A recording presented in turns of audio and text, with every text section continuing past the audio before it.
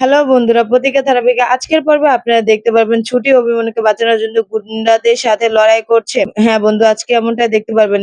সম্পূর্ণ বিস্তারিত জানতে ভিডিওতে লাইক করে চ্যানেলটি সাবস্ক্রাইব করে পাশেই থাকুন, শুরু থেকে শেষ অবধি দেখুন। ছুটির বাবার আজকে কোর্টে ডেট ছিল এবং সেইখানে উপস্থিত হচ্ছিল অভিমন্যু, কিন্তু রাস্তার মাঝখানে অভিমন্যুকে গুন্ডারা অজ্ঞান করে ফেলে এবং তার গাড়িতে তাকে অন্য সিটে দিয়ে এবং সেই সিটে গুন্ডারা চালিয়ে যাচ্ছিল। পিছনে ছুটছিল ছুটি, কারণ ছুটি সম্পূর্ণ ঘটনাটা সামনে থেকে দেখবে কোর্টে দাঁড়িয়ে। তার জন্য এদিকে দেখা যাচ্ছে গুন্ডারা অভিকে অজ্ঞান করে তাকে বেঁধে নিয়ে যাচ্ছে তাদের আস্তানায়। আর এইদিকে গুন্ডারা কথা বলছে রুদ্রপ্রসাদ কাঞ্জিলালের সাথে, কারণ তারাই তাদেরকে নির্দেশনা দিয়েছিল যে তাকে নিয়ে বেঁধে রাখতে, যেন তারা না ফেঁসে যায়। কারণ রুদ্রনালের বোন আর রুদ্রনাল মিলে হীরার ব্যবসা করছিল, কিন্তু সেটা ধরে ফেলেছিল ছুটির বাবা। এর জন্য ছুটির বাবাকে ফাঁসিয়ে দেওয়া হয়েছিল, জেলের ভিতরে রাখা হয়েছিল। এর জন্য তারা আজকে অভিকে সরিয়ে দিল, কারণ অভি সম্পূর্ণ ঘটনাটা জেনে ফেলেছিল। যদি সে আজকে কোর্টে পৌঁছে যায় তাহলে তাদের কিচ্ছা এখানে শেষ হয়ে যাবে, তাদেরকে জেলে যেতে হবে। আর চুমকিকে একটা কাজ দিয়েছিল ও রুদ্রপ্রসাদ, সে কাজটি করতে পারেনি চুমকি, কারণ চুমকি ছুটিকে আটকাতে পারেনি। ছুটি চলে গিয়েছিল অভির পিছন পিছন। এই কথাটা যখন চুমকি জানায় রুদ্রলালকে, রুদ্রলাল লেগে যায় চুমকির উপরে। একটা কাজও তুমি ঠিক মতন করতে পারো না, তোমাকে দিয়ে কোনো কাজ হবে না, তুমি সম্পূর্ণ কাজে গোলমাল করে দাও। আর তখন অভিকে নিয়ে যাচ্ছিল ওই আস্তানা, নিয়ে অভিকে আটকে রাখে। আর এদিকে তখন কোর্টে সবগুলো হাজির হয়েছে, বিপক্ষের উকিল তাকে খোঁচা মেরে কথা বলছে। আর এদিকে তখন গুন্ডারা কথা বলছে রুদ্রপ্রসাদের সাথে, যে বলছে সবকিছু ঠিক আছে, তাকে আমরা আস্তানায় নিয়ে এসে আটকে রেখেছে। বললো ঠিক আছে, সবকিছু ঠিকভাবে দেখে রেখো যেন ও ছুটতে না পারে। রুদ্র তার বোনকে জানালো যে সব কাজ হয়ে গেছে, চিন্তা করো না। আর ছুটি এদিকে দাঁড়িয়ে সবকিছু দেখছে, দেখে বলে এই লোকটাই তো উকিল সাহেবের গাড়ি চালাচ্ছিল। তখনই ছুটি ফোনে আসে, তখন ও ছুটি ওখান থেকে ছুটে পালিয়ে একটি গাছের নিচে লুকায়। গুন্ডাটাও পিছন পিছন চলে আসে ছুটিকে খোঁজার জন্য। ছুটি গাছের পিছনে লুকিয়ে ছিল এবং চুপটি করে বসে থাকে। তখন ছুটিকে প্রায় ধরেই ফেলছিল, তখন তাদের সহকর্মী একজন এসে বলে এখানে কি করছে, চল ভিতরে। ওই উকিলটার অনেক শক্তি হচ্ছে। আর এইদিকে লাগাতার ফোন দিতে থাকে অভিমন্যুকে আর ছুটিকে তাদের সহকর্মী। তখন সকলে চিন্তা পড়ে যায়। সাথে তার দিদি বলছে যে এখনো কেন আসছে না। তার দিদি তার বাবাকে দেখে প্রণাম করে দেওয়ার পর সে কোর্টে গিয়ে দাঁড়িয়ে থাকে, কারণ তাদের পক্ষের উকিল আসেনি। তখন উনি চিন্তায় পড়ে যায় যে কি করবে, সব প্রমাণ তথ্য তো অভির কাছে, তো না আসলে এটা হবে না। আর এদিকে দেখা যাচ্ছে ঝুমকি এসেছে, ঝুমকি এসে রুদ্রকে বলছে সবকিছু ঠিক আছে, সবকিছু করতে পেরেছেন। তখন বলে হ্যাঁ, সবকিছু করতে পেরেছি। এটা শুনে তো ও খুশি হয়ে যায়। আর তার দুটির দিদি তাকে টেনে এনে বল, তুই এখানে কি করছিস, তোর কি এখানে আসার কোনো দরকার ছিল?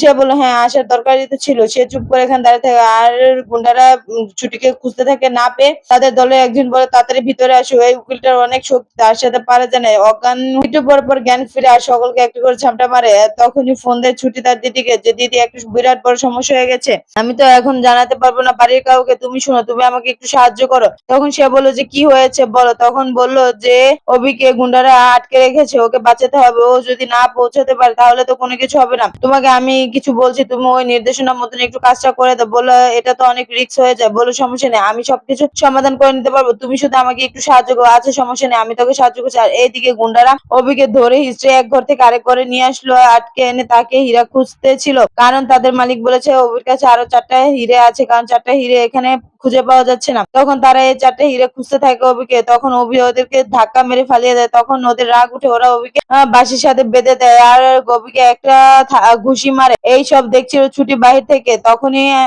আরেকজন গুন্ডা বললো যে বাহিরে গেটে তালা দিয়ে দাও। ছুটি মনে মনে ভাবছে এখন যদি তালা দিয়ে দেয় তাহলে কিভাবে আমি কাজটা করতে পারবো। গুন্ডাদের আসতে দেখে ছুটি আবারও দৌড়ে পালালো, বাইরে থেকে সম্পূর্ণ কিছু দেখছিল। তখন ওর মাথায় একটা বুদ্ধি আসলো, যে পাশে কাপড় নাড়াচ্ছে, ওই কাপড়টা দিয়ে সে বুড়ি সেজে নিল। সেজে তাদের সামনে গিয়ে 9 6 13 বলতে থাকে। তখন তারা কিছুই বুঝতে পারে না, তাদেরকে এটা সেটা প্রশ্ন করতে থাকে যে 25.5 কত, 25.5 কত, 15.5 কত, 25.5 কত। এইসব কিছু শুনে তাদের মাথা গরম হয়ে যায়। তারা বলছে এইসব ঠিকানা তারা জানে না, তাদের এখান থেকে ওদের চলে যেতে বলছে, কিন্তু সে এখান থেকে কিছুতে যাবে না। তারপর সে কায়দা কৌশল করে চাবিটি হাতিয়ে নেয় তালা থেকে। তখন তারা দুজন মিলে খুঁজতে থাকে চাবিটি, আর বলে তুমি এখান থেকে যাও, তুমি এত ভেজাল করছো কেন, যাবে কিনা, তোমাকে আমরা ধাক্কা মেরে খেয়ে দেবো। কিন্তু ছুটি তো নাছর বান্ধা, সে তো এখান থেকে কিছুতেই লড়বে না। আর তারা দুজন চারিদিক খোঁজা নিয়ে ঝগড়া লাগিয়ে দেয়। তখন ছুটি একজনের পায়ে জোরে করে লাথি মারে, আমার উকিল বাবুকে মারিস, তাকে আটকে রাখিস, এই বলে সে তাকে লাথি মারে। তখন বলে এই মেয়েটা তো জব্বর, তাকে তো কোনো শাস্তি করতে হবে। তখন আগে গেটটা লাগিয়ে নিয়ে তারা যখন গেট লাগাতে যাবে তখন ছুটি তাদের মেরে অজ্ঞান করে দেয় এবং সে ভিতরে ঢুকে যায়। আর এদিকে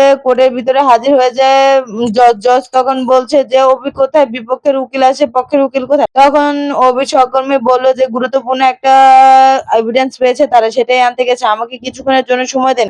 বিপক্ষে উকিল বলছে কিসের সময়, এখন তো সময় হবে না, আমি জানি কোনো কিছুই নেই, শুধু যত সব বাহানা, সে কেস থেকে পিছু হাঁটছে। এইসব বলার কারণে ছুটির বাবা মনে মনে ভাবছে যে তাহলে কি অভি আর ছুটি আসবে না, তাহলে কি আমার সত্যটা প্রমাণ করবে না? তো সব কিছু ভাবতে ভাবতে বিপক্ষে উকিল তর্ক করতে থাকে। তখন ঝুমকি মনে মনে বলছে আজকে আমাকে আর কাঠগড়ায় দাঁড়াতে হবে না, সবকিছু এখানে শেষ, কারণ তারা তো আর আসতে পারবে না, তাদের আটকে রাখা হয়েছে। আর এইদিকে তখন সকলে হাসাহাসি করছিল অভিমন্যুকে নিয়ে, কারণ অভিমন্যুকে তারা বেঁধে দিয়েছিল। আর তখন বাহিরে ছুটি বুড়ি সেজে তাদেরকে শাস্তা করতে লাগলো। তখন ওই বুড়ি সাজা অবস্থায় তাদেরকে মেরে সে ভিতরে ঢুকে দাঁড়িয়ে থাকে। তখন সকলে অবাক হয়ে যায় যে এটা কে, ভিতরে কিভাবে আসলো? তখন তারা বলতে থাকে এই মেয়ের কে, তুই এখানে কেন এসেছিস? তখন সে বলে যে আমি অভিকে ছুটাতে এসেছি। তখন সকালে হাসাহাসি শুরু করে যে আমরা এতগুলো লোক, তুমি কি পারবে আমাদের সাথে লড়তে? তখন সে বলল হ্যাঁ পারবো, তোমরা কি জানো না সকল দেবীমাই ছিলেন মেয়ে মানুষ, তারা তো একাই করে দেখেছে শত্রুদের বিনাশ, আমিও তোদের বিনাশ করে দেখাবো, দাঁড়া আমারও দলবলে, তোরা যদি গুন্ডা বাহিনী হস তাহলে আমরা হব বাচ্চা বাহিনী।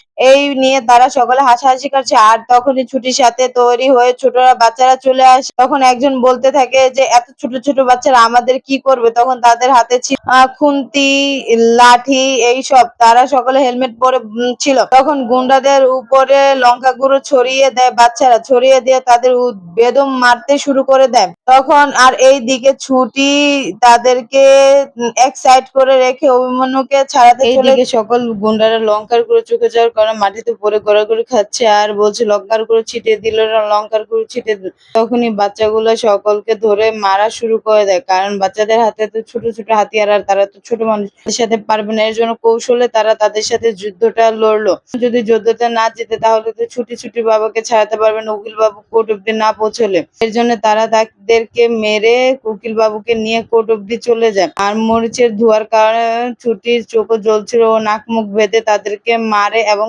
প্লিজ ভিডিওটি লাইক করে চ্যানেলটি সাবস্ক্রাইব